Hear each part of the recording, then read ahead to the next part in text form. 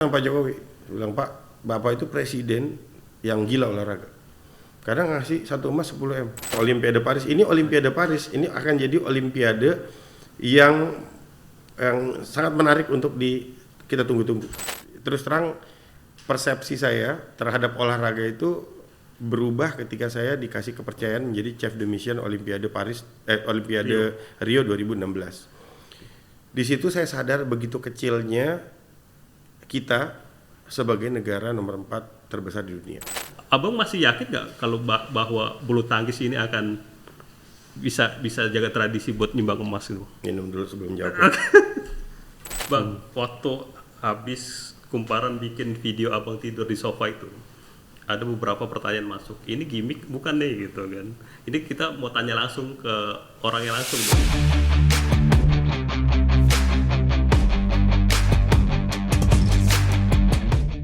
Halo teman Kumparan, kembali lagi di Big Match Podcast. Tapi kali ini kita kedatangan tamu spesial, Presiden NOC Indonesia, Raja Sapta Oktohari. Bang Okto, gimana kabar? Salam olahraga. Salam olahraga. Jaya ya. Alhamdulillah kabar makin semangat karena tahun ini tahun Olimpiade. Ya. Terus tadi baru saja selesai sama Menpora Dito dan 11 cabang olahraga yang menandatangani kerjasama untuk disupport langsung oleh pemerintah. Gitu. Tapi bukan mutlak 11 karena angkanya itu masih berkembang. Masih berkembang, masih ada tambahan-tambahan yang lain. Tapi dimulai dari 11 yang pertama ini. Itu bentuk dari affirmative action pemerintah untuk memberikan support kepada Olimpiade Paris 2024. Olimpiade tinggal hitungan bulan ya Bang ya. Tapi sebelum ke Olimpiade, saya pengen gali sosok Bang Okto dulu nih. Digali. Oh, boleh. Lebih dalam lagi. Nanti kita pasti ngobrolin soal Olimpiade karena itu kan hajatan besar Indonesia Bang tahun ini ya. Ini ujung-ujungnya pasti nanya yang soal tidur itu kan. Pasti muncul lagi tuh soal tidur tuh. Karena tuh viralnya gara-gara itu banyak follower loh. Gara-gara Kumparan tuh. Oh gitu. Oke. Berarti nanti kita tampilin lagi videonya. Tampil lagi videonya. Bang, kalau ngorok nggak waktu itu? Ngorok ya? Ngorok ya? Saya nggak tahu yang ceng tidur. Suaranya di silent. Di silent. Tidur. Kita tutupin pakai musik. Baik, gitu. Kumparan Sensor. Bang, kalau ngelihat sosok abang itu kan orang melihat sebagai sosok pengusaha muda gitu Bang. Yeah. Tapi satu sisi yang menarik adalah ketika pengusaha itu banyak yang memilih jalurnya ke politik. Iya. Yeah. Apalagi abang punya orang tua yang memang politiknya kuat banget. Yeah. Kenapa abang malah milih ke olahraga? Karena dikit. Iya benar kan? Karena dikit coba kalau yang pilih politik. Selama beberapa bulan terakhir ini di mana-mana kita lihat tampilan semua orang politik kan. Ada yang backgroundnya selebriti, politisi, profesional, ya macam-macam pensiunan gitu. Banyak. Tapi kalau di olahraga sedikit. Makanya saya selalu nantang siapa yang berani untuk ngurus olahraga. Gitu. Karena ngurus olahraga itu tantangannya itu, saya dulu pernah jadi ketua umum HIPMI selama 3 tahun, kurang lebih 3 tahun gitu. Pada saat menjadi ketua umum HIPMI, saya banyak belajar tentang organisasi yang menjadi modal besar saya gitu ya. Tapi endgame-nya itu, karena parameter sukses dari menjadi seorang ketua umum HIPMI kan agak sulit gitu ya. Karena dilihat mungkin dari banyaknya aktivitas, bagaimana penerimaan, bagaimana hubungan. Tapi parameter suksesnya buat saya masih agak sulit gitu. Tapi begitu pegang olahraga, parameter suksesnya itu jelas. Jadi selama diurus, apa yang didapat, berapa banyak medali, berapa banyak gelar, gitu. Dan ini yang sebetulnya yang challenging karena kebetulan saya backgroundnya suka olahraga gitu ya. Saya suka olahraga, apalagi olahraga yang sifatnya tantangan. Nanti kita cerita ke situ lah gitu ya. Saya dari kecil itu, dari SD saya udah main sepeda. Kemarin saya cerita sama ibu saya, katanya, ya kamu waktu SD aja udah main sepeda tuh udah ke antar kota gitu. Saya udah pergi sampai ke Bogor waktu SD itu naik sepeda ke Bogor, bayangin kaki kecil gitu sampai ke Bogor gitu kan. Setelah itu saya belajar bela diri juga gitu ya. Saya belajar bela diri mulai dari taekwondo, karate gitu ya. Nah, ya semua mewarnai hidup saya yang memang keluarga saya memang keluarga olahraga lah gitu ya. Walaupun profesi bapak saya itu pengusaha pada saat itu. Gitu. Orang tua saya juga dulu support kepada tinju gitu, yang saya ikuti juga saya mulai karir profesional saya di sebagai promotor tinju gitu ya. Tapi sebelum itu aktivitas olahraganya udah banyak tuh, manjat tebing, ya kan, ikut kompetisi panjat tebing, ikut kompetisi taekwondo gitu, bela diri gitu, terus naik gunung gitu kan, terus main sepeda dan sebagainya gitu ya. Nah, memang sepertinya adrenalin itu menjadi kebutuhan gitu. Nah, tapi adrenalinnya dalam bentuk apa gitu? Kan sebetulnya itu semua dari, kalau kita lihat dari perspektif kepuasan gitu ya, bukan aktualisasi diri tapi kepuasan gitu. Ada orang yang mungkin puas kalau dia bisa beli jam mahal. Pernah dengar gak ada orang beli jam mahal sampai puluhan miliar gitu, cuman sekitar 1 jam yang fungsinya nggak jauh beda. Ini jam saya ini mahal, jam paling mahal di dunia ya jam saya ini. Tahu nggak kenapa? Karena detak jantung saya, saya semua ada di jam ini. Gitu. Yang mahal apa? Isinya kan. Nah, kalau saya bandingin sama yang jam-jam yang itu, nggak ada fungsinya, cuma jam biasa aja. Gitu. Cuman ada orang yang suka koleksi seperti itu, karena itu kepuasan mereka, nggak salah. Gitu. Ya buat mereka itu kepuasannya gitu. Nah, kalau buat saya mungkin kepuasannya itu ketika ngelihat Indonesia menang. Gitu. Ketika ngelihat atlet-atlet menang itu ada rasa haru, ada rasa bangga gitu. Dan saya buktikan momentum orang bisa nangis nyanyi lagu Indonesia Raya. Iya, cuma di olahraga, Bang. Cuma di olahraga. Iya. 17 Agustus aja, coba ingat. Iya. 17 Agustus tahun berapa yang nyanyi lagu Indonesia Raya terus nangis? Nggak pernah, Bang. Coba ingat, pernah nggak? Iya kan? Gitu. Tapi ketika kita menyaksikan si Owi Butet di tahun 2016 itu mendapat emas kembali itu di Olimpiade Rio 2016, dan ketika si Gracia Poli dengan Apri mendapatkan emas di Tokyo gitu. Itu jangankan kita yang di sana, orang Indonesia dari seluruh penjuru dunia yang menyaksikan itu nggak tahan. Setiap bait dari Indonesia Raya itu seperti getaran yang membuat mata orang nggak kuat berkaca-kaca, nangis dari segala penjuru. Betul. Itu bentuk dari kecintaan kita terhadap olahraga. Makanya saya balik. Berarti salah nih dulu nih, katanya kita kibarkan bendera merah putih dan kita kumandangkan lagu Indonesia Raya. Terbalik, bos. Indonesia Raya dulu. Kenapa? Karena kalau Indonesia Raya berkumandang, artinya kita dapat emas. Tapi kalau bendera merah putih berkibar, belum tentu. Bisa perak, bisa perunggu, bisa emas. Gitu. Bang, berarti kalau dari cerita Abang ya, ini menarik. Justru dari kecil udah suka olahraga, remaja, dan seterusnya gitu ya. Maksudnya berarti memang masuk olahraga, orang kan, orang ada beberapa tokoh yang masuk olahraga karena punya kepentingan tertentu atau niat tertentu lah, misalkan menjadikan olahraga sebagai batu loncatannya menuju tujuannya gitu ya. Tapi kalau Abang berarti memang pure suka olahraga dan memang ini melihat bahwa ya emang ini dunia saya nih, di dunia olahraga gitu, Bang. Jadi nggak ada kepentingan untuk masuk mencalonkan jadi apa gitu. Nggak ada. Kalau itu nggak ada. Gitu. Saya memang gini, kan saya bilang dari olahraga itu kan kebutuhan ya gitu. Dan saya buktikan itu ketika pada saat COVID. Kita melihat bagaimana orang Jakarta, orang Indonesia dan orang dunia itu tertekan cuman gara-gara nggak bisa olahraga di tempat yang biasanya gitu. Nah, jadi olahraga itu memang kebutuhan. Olahraga kebutuhan. Bayangin Gelora Bung Karno itu, GBK itu seperti denyut jantungnya Jakarta. Betul. Begitu ditutup, Jakartanya kayak nggak ada dan energi. Orang bingung ya mau olahraga di mana gitu. Bingung gitu. Nah, buat saya sekali lagi olahraga itu adalah sebuah kepuasan gitu. Prestasi itu adalah sebuah kepuasan. Dan di situ saya banyak belajar gitu. Banyak belajar artinya kepuasan itu nggak selamanya harus didapat dari barang-barang yang mewah gitu, atau fasilitas-fasilitas atau apa gitu. Karena banyak sekali orang-orang yang punya potensi. Terus terang persepsi saya terhadap olahraga itu berubah ketika saya dikasih kepercayaan menjadi chef de mission Olimpiade Olimpiade Rio 2016. Di situ saya sadar begitu kecilnya kita sebagai negara nomor 4 terbesar di dunia. Oke. Kecil Bang kita ternyata Kecil. di luar negeri. Di mata Iya. orang luar negeri Kecil. Indonesia itu kecil. Kecil. Kenapa Bang? Loh, bisa dibayangkan pada saat itu Indonesia jumlah populasinya 234 juta. Tapi kita hanya mampu mengirim 28 atlet. Dan kita sebelumnya tidak mendapatkan medali emas.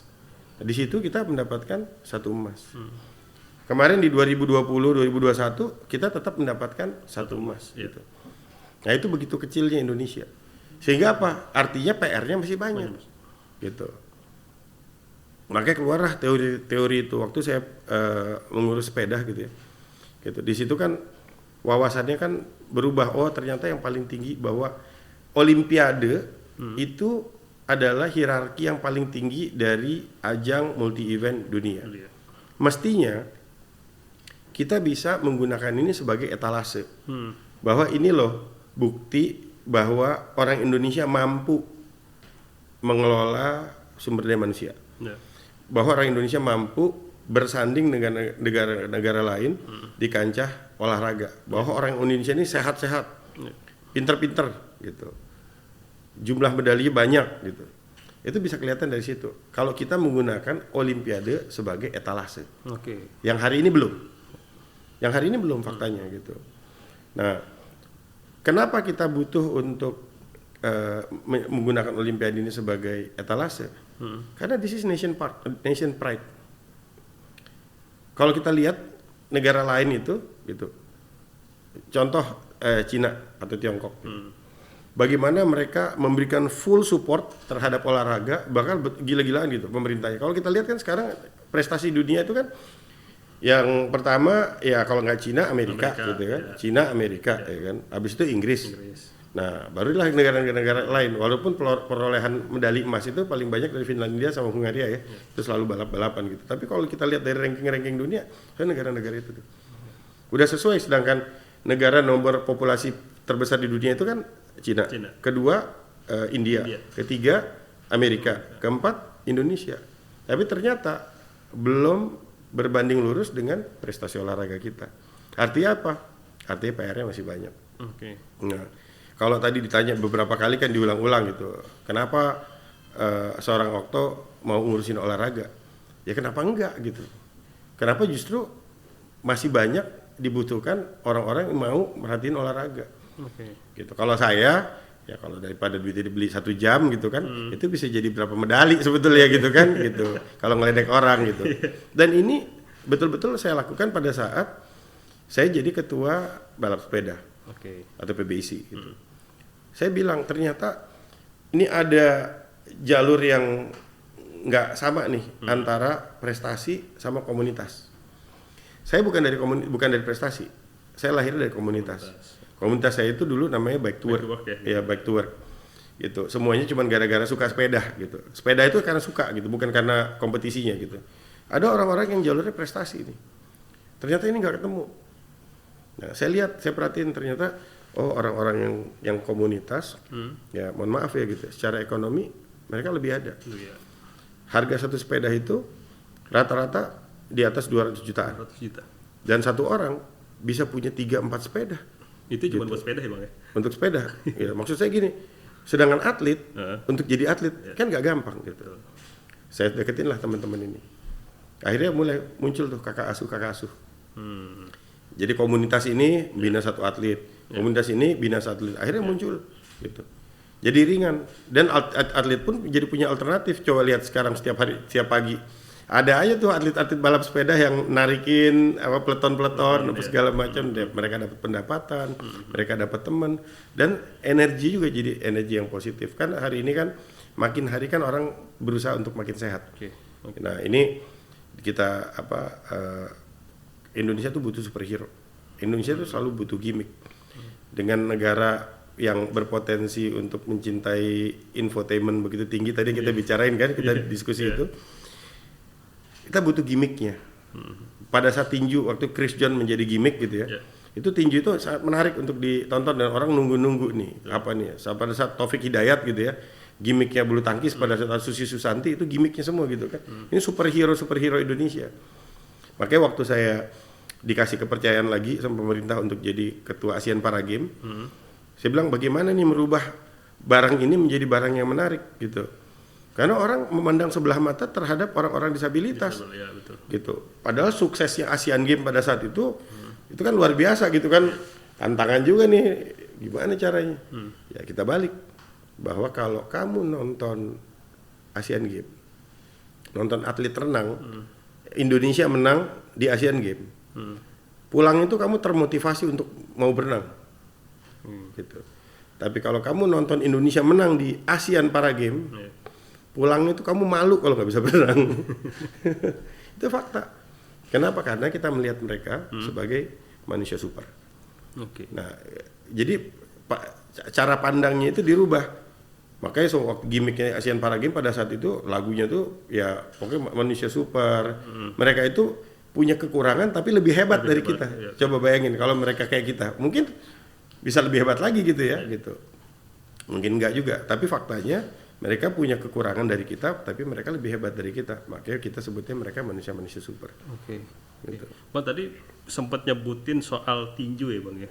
Ini menarik nih kalau ngelihat flashback Bang Okto muda lah gitu ya. 2008 sekarang ya masih muda. Masih muda. Ya kan? 2008 itu udah jadi promotor ya Bang. Kalau nggak salah ya. Ya. Gitu ya. Dan dinobatkan sebagai promotor termuda lah gitu. Dapat penghargaan itu. Itu ceritanya gimana Bang? Umur segitu kok udah kepikiran jadi promotor ya? Nah, itu dia tuh. Kalau pasti ceritanya menarik nih, yakin ini. Ya kalau promotor tuh lebih dari mungkin dari orang tua ya, karena ngelihat orang tua dulu gitu, terus ngelihat tinju gitu. Tinju kan lagi seru-serunya, terus bilang wah ini barangnya menarik nih gitu. Tapi sebetulnya ada behind the scene yang mungkin saat ini belum bisa saya ceritain gitu. Gitu. Karena memang ada satu trigger yang saya bilang wah ini barang ini harus saya pegang nih gitu. Karena saya kasihan sama Indonesia gitu. Pada saat itu ya gitu. Ini bukannya saya sok-sokan bilang wah ini emang kamu siapa gitu. Tapi kalau waktu itu orangnya masih ada tuh. Kalau waktu itu nggak dipegang, kita nggak ambil gitu, yang rugi orang Indonesia. Bakalan lepas maksudnya gitu. Iya, gitu. Dan diambil bukan dari negara lain. Bukan, diambil sama orang Indonesia sendiri. Nah, ini yang hal-hal seperti ini sebetulnya yang selalu jadi tantangan. Ini ceritanya belum terungkap kayaknya. Ya sebetulnya udah ada beberapa kali saya cerita. Ya dan orang kalau teman-teman media zaman dulu ya kan, yang zaman dulu gitu ya banyak yang ingat juga ceritanya. Tapi anyway gini, tantangan di Indonesia itu yang paling utama adalah komunikasi. Nah ini NOC Indonesia itu nanti akan kita cerita nih, kita terusin sebetulnya NOC Indonesia tuh mau ngapain sih gitu ya. Tapi tantangan utama itu adalah komunikasi gitu. Begitu banyaknya kepentingan, begitu banyaknya perbedaan apa segala macam, nah komunikasi ini menjadi tantangan utama. Kalau ini bisa ditembus, itu Indonesia bakal jadi negara yang jauh lebih kuat dari hari ini. Gitu. Karena orang cenderung untuk nggak mau berkomunikasi, sehingga akhirnya berandai-andai, sehingga akhirnya terbangun ya situasi yang emosional gitu ya. Padahal sebetulnya kalau itu dibuka, dan itu kita buktiin udah beberapa kali dalam setiap perjalanan saya jadi ketua ISI, itu waktu saya jadi isinya pecah 3, Ikatan Sport Sepeda Indonesia pecah 3, saya masuk pecah 4. Betul. Pas gitu. Masuk pecah 4. Pecah 4. Alhamdulillah dalam waktu 9 bulan terjadi rekonsiliasi, konsolidasi, dan ISI bisa menjadi seperti sekarang. Saya mendapatkan kepercayaan untuk jadi orang Indonesia pertama yang duduk di board member Sepeda Asia. Dan 2 minggu kemudian itu diangkat jadi wakil presiden sepeda se-Asia gitu. Bukan karena apa-apa, tapi karena komunikasi gitu. Karena kita berkomunikasi, karena biasanya orang Indonesia kalau keluar begitu dikeluar ya dia datang aja, ada di situ tapi seolah-olah nggak ada, kayak TV rusak gitu. Ya ada gambar nggak ada suara gitu kan gitu. Jadi ya dia gitu. Padahal di situ kita harus pick up. Walaupun Indonesia negara besar, Tapi kita hanya satu dari 206 negara yang ada di seluruh dunia gitu. Jadi orang nggak notice ya? Nah, akhirnya kan kembali ke kita. Iya. Nah, disitulah saya lihat bahwa ini ada yang salah nih gitu. Nah, kalau ditanya lagi, kenapa tinju gitu ya? Ya, memang karena ada mungkin faktornya dari faktor adrenalin, ya kan tadi karena faktor bela diri gitu ya. Terus saya waktu itu cinta sama Mike Tyson gitu kan, siapa yang nggak super, betul. itu kan superhero-nya orang kan beda-beda. Kalau saya ngeliat wah Mike Tyson nih gitu kan, keren gitu kan gitu. Ya Muhammad Ali gitu ya. Dan tapi ya ini sekarang tantangan paling besar sama tinju ini. Tinju ini makin hari makin merosot di dunia ya, bukan hanya di Indonesia gitu ya. Gitu dengan ya memang ada kebutuhan bahkan di Olimpiade Paris di besok ini. Tinju termasuk salah satu cabang olahraga yang international federasi tidak diakui, bahkan hampir dianggap tidak ada oleh IOC. Yang kualifikasinya dilakukan oleh negara Paris. Jadi Paris 2024 organizing committee-nya itu melakukan kualifikasi supaya tinjunya ada. Gitu. Jadi agak tantangannya besar banget untuk tinju gitu. Ya, tapi makin besar tantangan di situ kan harus kita hadapin gitu ya.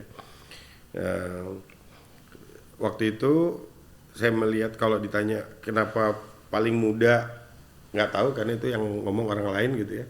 Tapi alhamdulillah saya dapat 4 penghargaan. 4 penghargaan? Iya, 4 penghargaan selama saya jadi promotor tinju. Sebagai promotor tinju terbaik di Asia. Itu dari 3 badan tinju yang berbeda. Jadi dari WBA saya dapat 2, dari WBC saya dapat 1, sama dari IBO saya dapat 1. Gitu. Nah, sehingga referensi saya terhadap promotor tinju rasanya udah ada nih fundament, ada dasarnya gitu ya, ada dasarnya gitu, karena dikasih apresiasi dari 3 badan tinju yang berbeda. Gitu. Setelah itu saya pindah ke olahraga amatir. Tinju itu bisnis ya. Sebagai olahraga profesional harus dipahami tinju itu bisnis. Itu pure bisnis. Sebagai pengusaha saya melakukan tinju itu bagian dari bisnis. Gitu. Nah, pada saat saya pindah ke amatir, diminta sama teman-teman yang jorok-jorokin, sebetulnya teman-teman dari Bike to Work juga waktu itu. Jorok-jorokin, dijadiin ketua ISI DKI gitu ya. Baru abis itu didorong jadi ketua PBISI gitu. Nah, saya lihat tantangan yang lain. Oh ternyata olahraga amatir itu ada hierarkinya. Kan kita kalau masuk sesuatu kan kita harus baca dulu dong gitu. Apa sih sebetulnya yang kita hadapin ini sekarang? Karena itu pun muncul karena kemarahan. Kemarahan karena dibohongin. Orang-orang yang saya berhubungan sama saya waktu itu ngebohongin saya. Ngebohongin apa, Bang? Yang ngebohongin bahwa dia bilang, wah kalau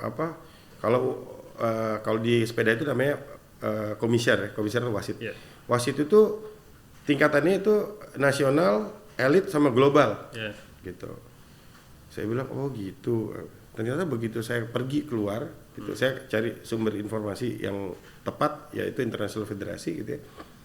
Ternyata semua yang saya dapat di Indonesia kebanyakan salah. Keliru ya berarti. Keliru. Makanya yang waktu itu babat alas tuh. Udah ganti semua. Muncullah teori waktu itu. Yang pertama atlet, kedua pelatih, ketiga wasit, keempat event, kelima venues, keenam baru organisasi. Ini yang saya sampai hari ini saya jalanin, alhamdulillah cukup efektif. Kenapa saya bilang cukup efektif? Karena terbukti balap sepeda dengan 6 rumus ini.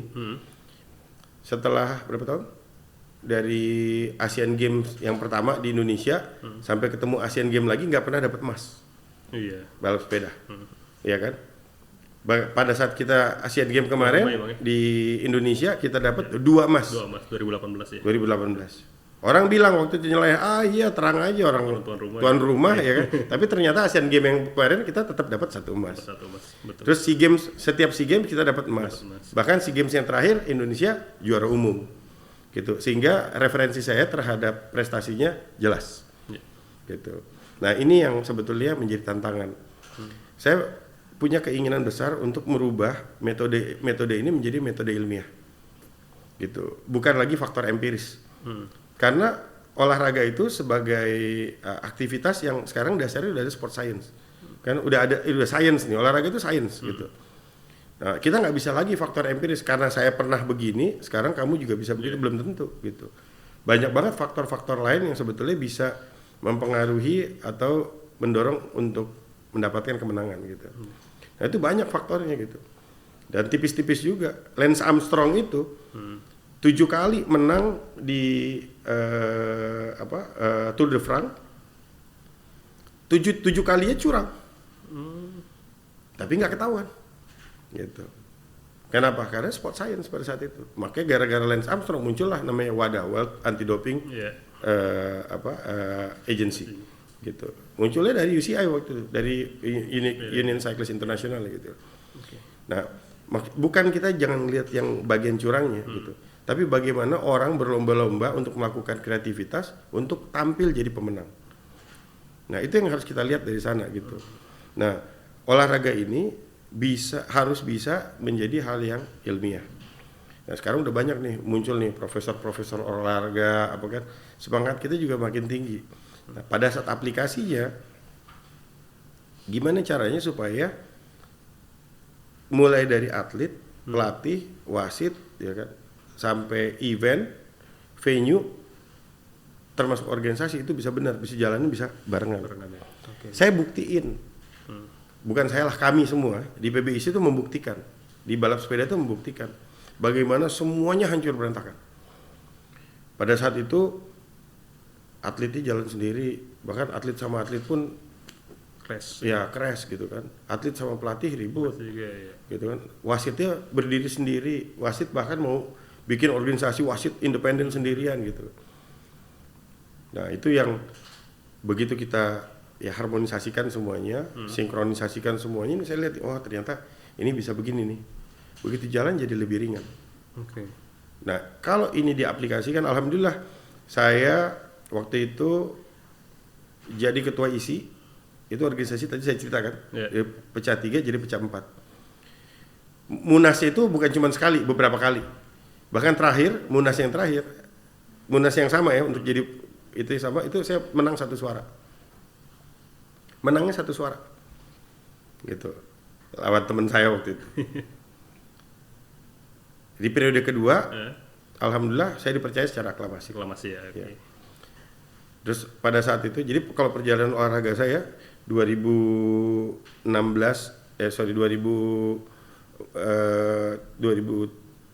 ya, 2013 itu PBIC, 2016 CDM Olimpiade, itu pertama kali BMX bisa ikut kualifikasi lolos di Olimpiade Olimpiade Rio.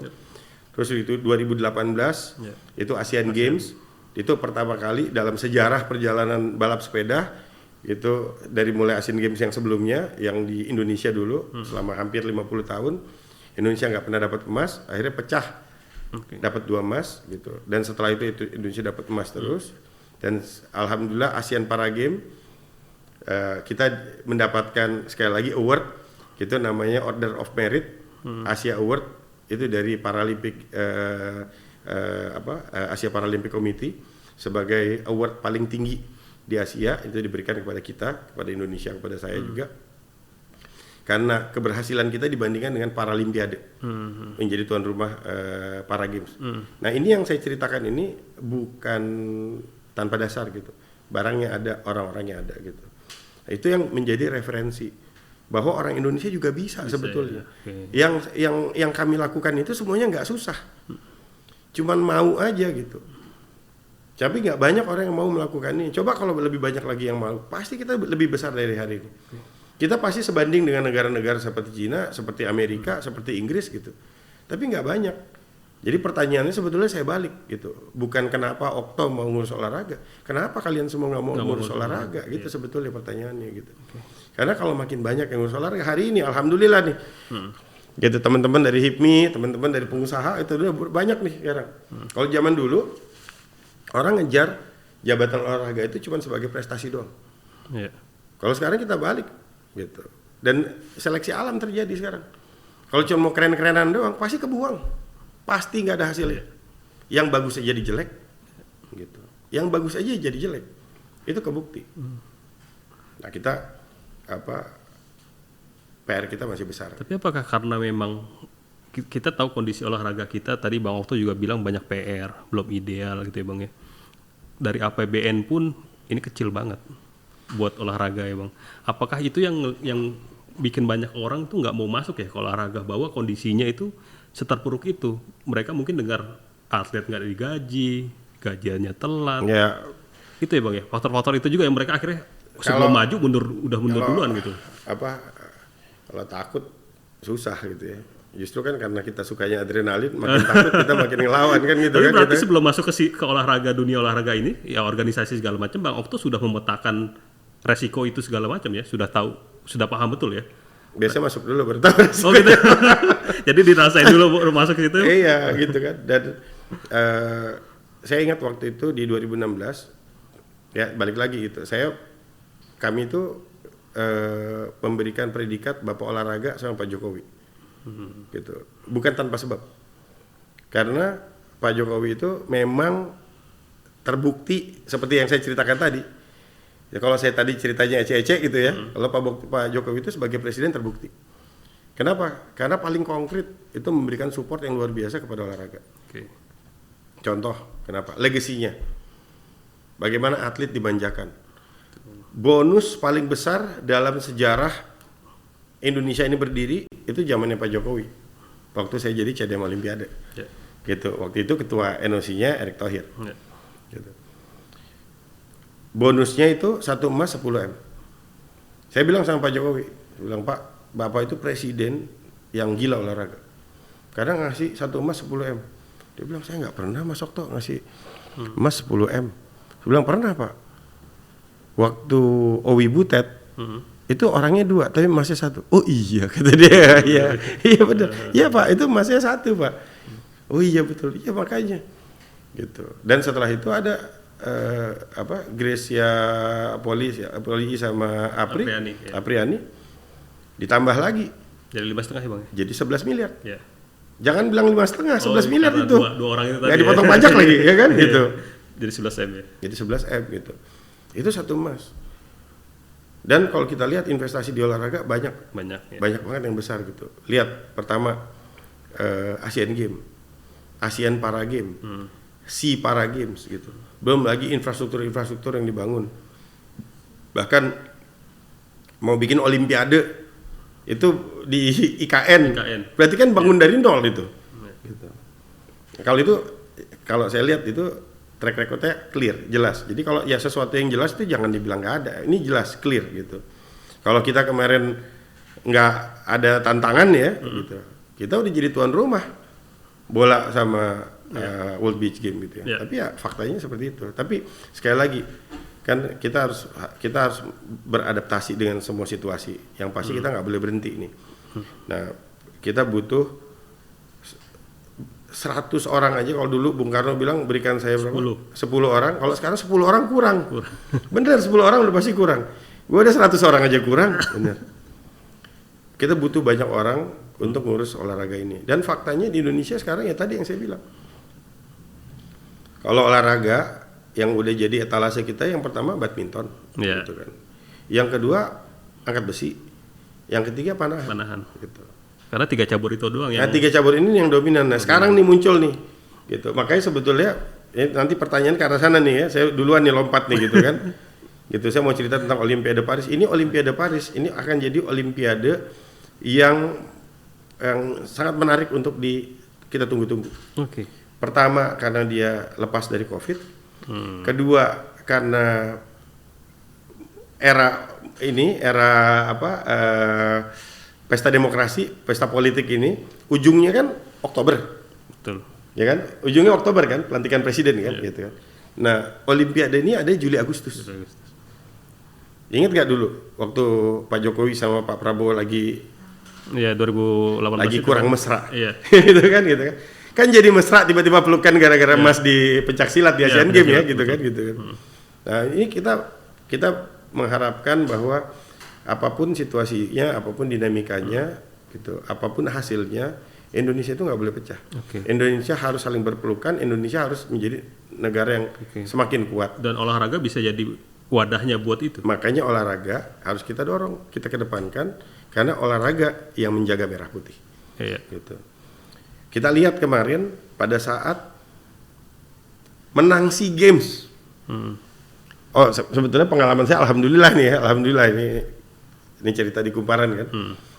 Sebetulnya cerita ini bukan pertama kali. Jadi waktu 2016, waktu pulang dari Brazil itu, Iya. itu diarak itu 2 hari berturut-turut loh. Oh. Diarak sama orang yang satu Jakarta, saya nggak pernah lihat tuh orang se-Jakarta sebanyak itu. Itu cuman gara-gara dapat 1 emas. Gitu. Terus udah gitu terjadi lagi kemarin. Iya.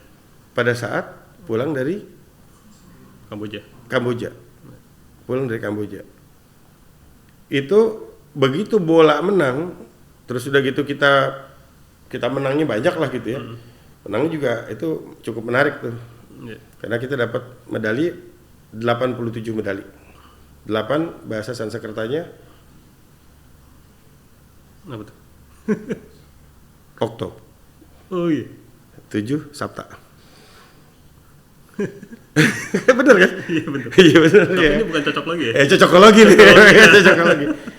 Tapi yang jadi fokusnya itu bukan itu.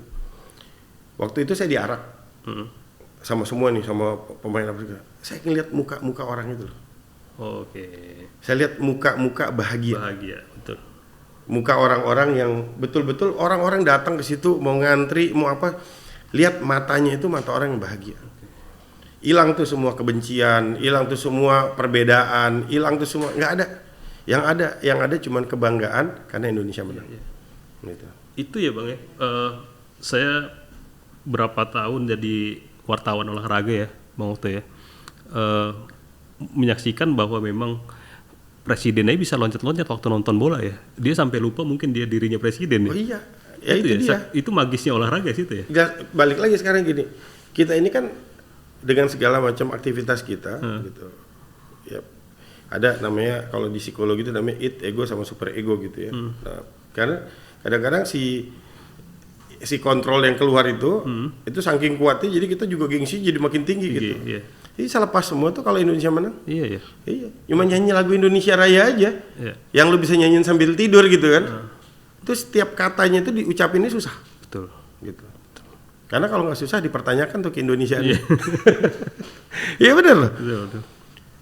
Rata-rata orang-orang itu, apalagi mereka yang ngikutin gitu ya, yang nonton bola gitu kan, yang nonton badminton, yang nonton angkat besi, yang nonton panjat tebing kemarin gitu kan, yang speed climbing itu, yang nonton panahan, yang nonton para atlet itu lagi bertanding deh semua, yang nonton balap sepeda, yang nonton tinju, pencak silat gitu kan, itu begitu Indonesia menang, di ajang seperti SEA Games aja, kalau kita lihat SEA Games itu cuma 11 negara sebetulnya.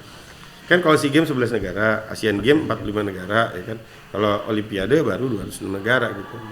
Kita bicara SEA Games saja. Itu euforianya itu begitu besar. Gitu. Nah, itulah sebetulnya kerinduan kita terhadap kemenangan. Jadi sebetulnya kalau tadi kita balik ke pertanyaan-pertanyaan di awal gitu kan. Kepuasan apa sih sebetulnya yang saya cari itu? Ya kepuasan tadi Bang ya. Kepuasan ketika menyaksikan Indonesia menang. Dan itu kalaupun punya uang belum tentu bisa ngerasain itu. Udah pasti nggak bisa beli. Gitu. Karena uang aja nggak cukup. Uang aja nggak cukup. Butuh kerjasama, butuh komunikasi. Bang, di Olimpiade Paris 2024 bisa nggak kita ngerasain itu lagi, Bang? Nanyanya ke Presiden Komite NOC Indonesia nih, Ketua Umum Komite Olimpiade Indonesia. Betul. Ya jawabannya harus bisa. Harus bisa. Saya selalu bilang sebagai ketua umum gitu, atau sebagai presiden, kalau di olahraga kita nyebutnya presiden ya, gitu ya. Kalau di olahraga itu National Federation atau ketua umum cabur itu sebutannya presiden. NOC juga National Olympic Committee sebutannya presiden. Kalau presidennya udah nggak confident, ya gimana atletnya, gimana pengikutnya gitu. Ya kita harus confident. Gitu. Dulu kalau ditinju atletnya kalau ditanya kamu bisa menang atau enggak, Dia bilang mudah-mudahan bisa. Udah nggak usah tinju Nggak usah lagi. tinju. Nggak usah. Karena masih mudah-mudahan. Kita maunya yang pasti. Gitu. Kita mau ada yang ngotot gitu. Karena apalagi kalau udah nyampe ke Olimpiade. Jangankan di Olimpiade, di Asian Games aja. Itu atlet dibilang kalau bisa patah-patah aja kaki kamu, yang penting kamu menang dulu deh. Gitu. Apapun sampai titik darah penghabisan. Karena ini perjuangannya kan di situ. Ini titik tertinggi seorang atlet ya Bang ya? Iya. Olimpiade Bang. Ini udah udah paripurnanya seorang atlet gitu. Ya. Sampai puncak yang paling tinggi udah nggak ada lagi tuh. Kendor. Tapi balik lagi. Waktu itu tantangannya apa? Bonus. Betul. Makanya waktu itu lapor sama presiden, Pak, ini kalau bonus segini kayak semangatnya kurang nih, nanti kalah sama National Games gitu kan. Kalau gedein aja sekalian. Kita sama presiden ngegas, kita gas lagi kan. Oke Pak, serius jadi jebret. Alhamdulillah. Gitu. Hasilnya kelihatan. Gitu. Bang, tapi kalau keyakinan pasti kan kayak tadi Abang sempat nyinggung soal sport science Bang. Olahraga ini kan sekarang bukan soal perasaan lagi Bang ya. Ada matematisnya, ada kalkulasinya segala macam. Bagaimana dengan Olimpiade 2024 nanti Bang? Kalkulasi kita seperti apa di Paris nanti? Ya, makanya tadi saya bilang olahraga ini sudah harus jadi ilmiah, nggak bisa lagi empiris gitu. Ya. Nah, semua itu sekarang udah ada rujukannya gitu. Kita nggak usah lagi nggak usah inventing wheels lah gitu kan, reinventing wheels gitu. Udah ada semuanya. Tinggal kita cari mana yang paling tepat untuk sesuai dengan atlet kita gitu. Nah, saya cukup yakin bahwa di Olimpiade Paris 2024 ini kita akan membuat sejarah baru lagi gitu, karena muncul cabang-cabang olahraga yang tidak biasa itu memberikan harapan yang begitu besar. Tapi sekarang muncul nih dari panjat tebing. Panjat tebing itu bukan cuma dari perempuan, tapi dari laki-lakinya itu punya kekuatan yang sama untuk jadi juara dunia, untuk jadi dapat emas. Sama juga angkat besi. Angkat besi bukan cuma satu orang, tapi dari 2 orang, junior sama senior yang punya peluang untuk dapat emas. Dan kita juga selalu setia menunggu badminton. Ya. Nah, kalau itu bisa kejadian, ya tanpa melupakan potensi yang lain ya, surfing juga, skateboard juga gitu, panahan masih tetap gitu ya. Nah, ini akan memberikan warna baru terhadap prestasi olahraga Indonesia. Sudah ada konfirmasi belum Bang? Atau biasanya kita sebelum multi event itu kan ada target resmi ya dari pemerintah ya? Dalam hal ini Kemenpora dan lain-lain. Tentu rumusannya kan bareng sama-sama yang lain. Bareng ya. Kita baru bisa bikin rumusan itu kalau kualifikasi udah selesai. Ini kualifikasi kan belum selesai. Masih ada beberapa bulan lagi Bang ya, sampai April ya kalau salah ya, atau Juni malah ya. Ada yang sampai Juni masih ada. Masih ada ya. Berarti harus nunggu semua selesai baru kita bisa bikin confirm berapa target medali dan lain-lain segala macam. Betul, pasti itu. Kalau di Olimpiade itu kan cuma 3 cabur ya Bang yang bisa dapetin medali sejauh ini. Bulu tangkis, panahan sama angkat besi. Emasnya itu bulu tangkis 8 selama Olimpiade. Ya, betul. Nah, bagaimana melihat potensi di tahun ini? Sementara tadi Abang nyebut soal bulu tangkis yang sudah jadi tradisi kita lah. Cuman permasalahannya adalah belakangan ini trennya sedang menurun dan banyak pihak-pihak yang mengkritisi PBSI. Abang masih yakin nggak kalau bahwa bulu tangkis ini akan bisa jaga tradisi buat nyumbang emas gitu? Minum dulu sebelum jawab.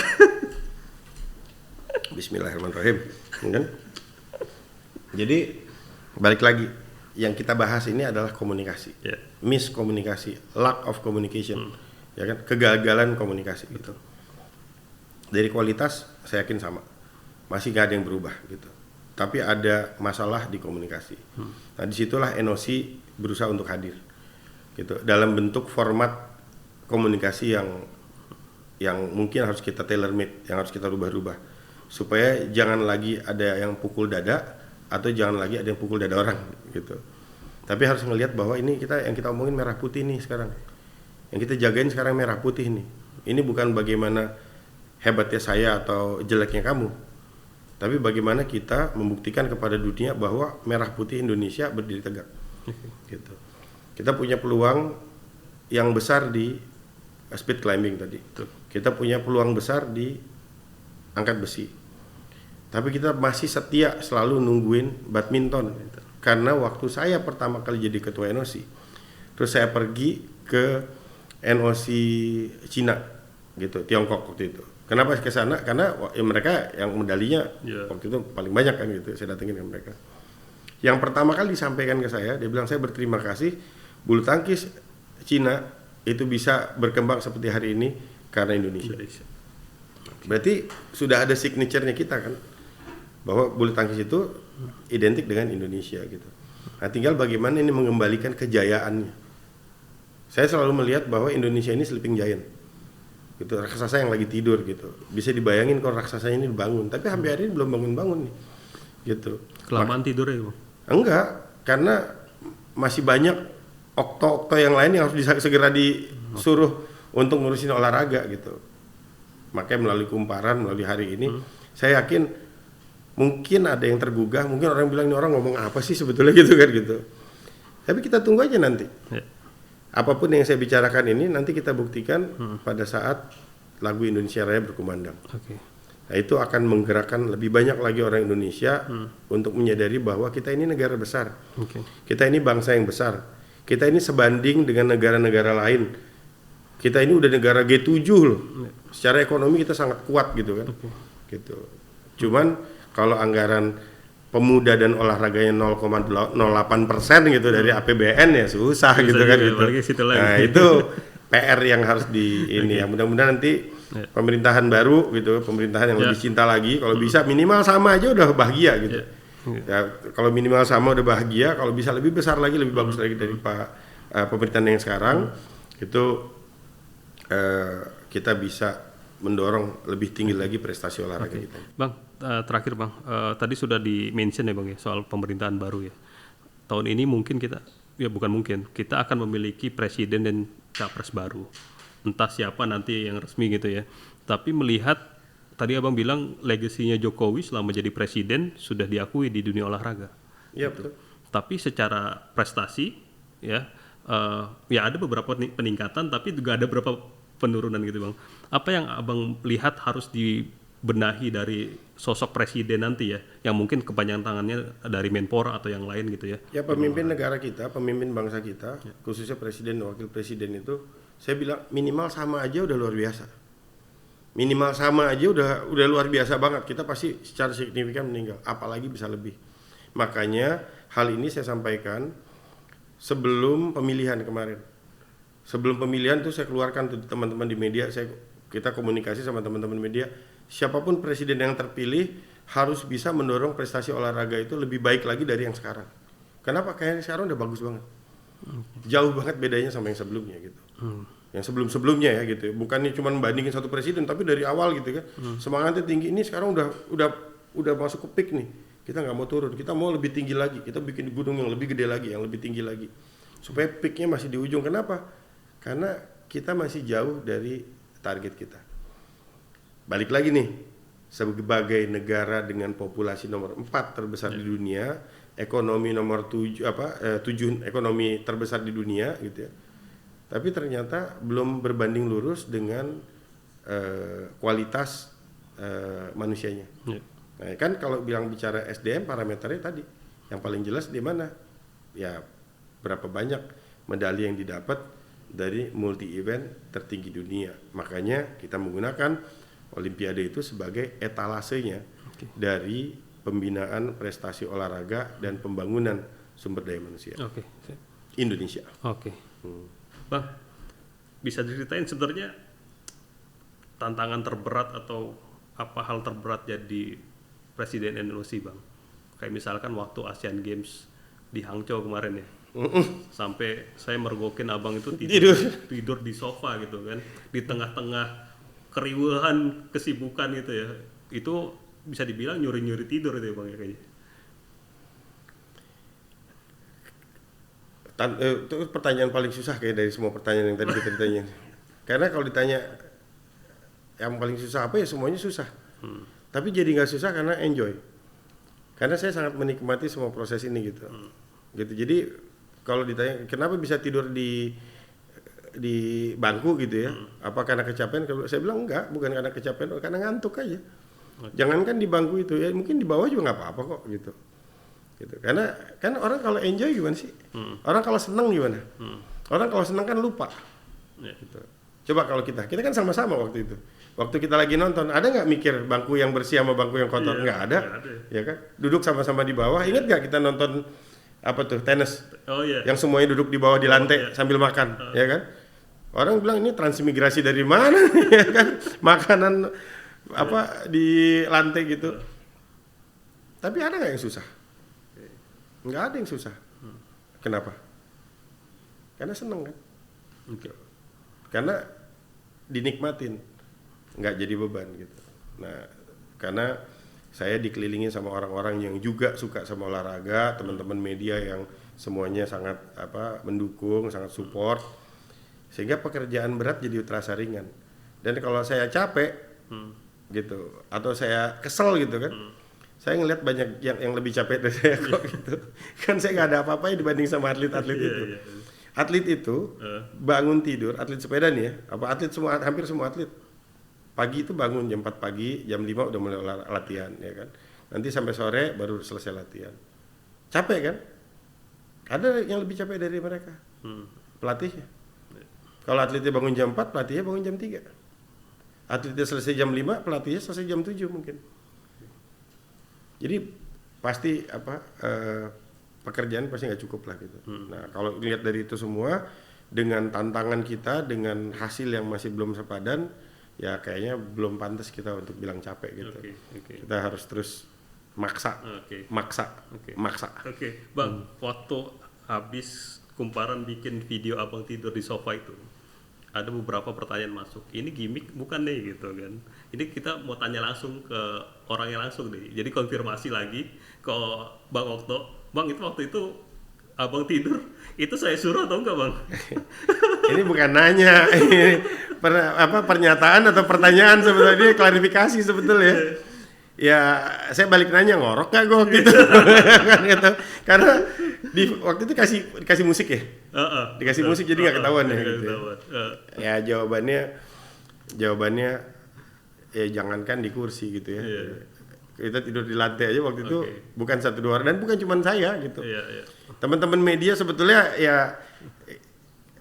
saya harus terima kasih lah Kak, sama Kumparan gitu. Gara-gara klip video itu orang banyak yang memberikan apresiasi. Tapi kalau itu videonya digeser ke kiri lagi, sebetulnya banyak yang lain juga yang tidur. Ya teman-teman media banyak yang tidur waktu itu. Cuman videonya dia kita keluarin juga ya. Video dia juga nih sebetulnya kan yang lagi tidur ya kan gitu.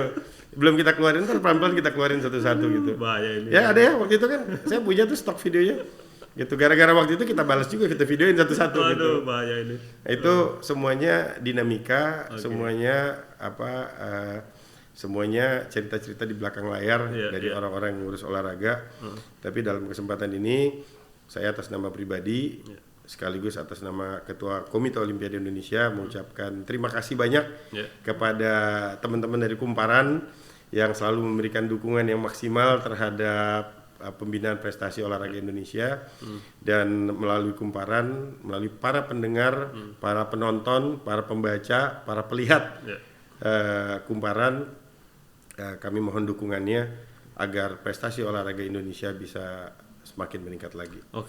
Amin. Itu sudah terverifikasi, terklarifikasi ya teman Kumparan ya, bahwa video yang viral itu nggak ada gimmick sama sekali ya Bang ya, nggak ada settingan sama sekali, jadi benar-benar memang. Emang ada yang nanya gitu? Ada yang nanya ada gitu? Ada aja namanya netizen Bang. Ya ajak aja. Iya makanya kita suruh ajak aja, biar tahu gimana capeknya itu seorang presiden Indonesia. Nggak capek, ngantuk. Ngantuk. Kalau tidur itu bukan capek, tidur itu ngantuk ya kan. Kamu kenapa tidur? Capek? Enggak, kamu tidur ngantuk. Ya, terima kasih Bang terima kasih banyak Oktohari, Presiden NOC Indonesia, sudah berkenan mampir nih di podcast Big Match namanya Bang, podcast Big Match Kumparan Bang. Podcast Big Match. Kumparan. Sekali lagi Kumparan terima kasih. Mari melalui Kumparan sama-sama kita jaga merah putih. Siap, terima kasih sekali lagi.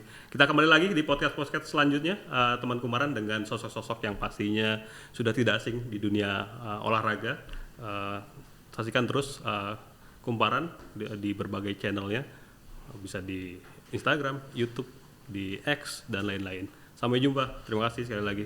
Salam olahraga. Salam olahraga. Jaya. Jaya.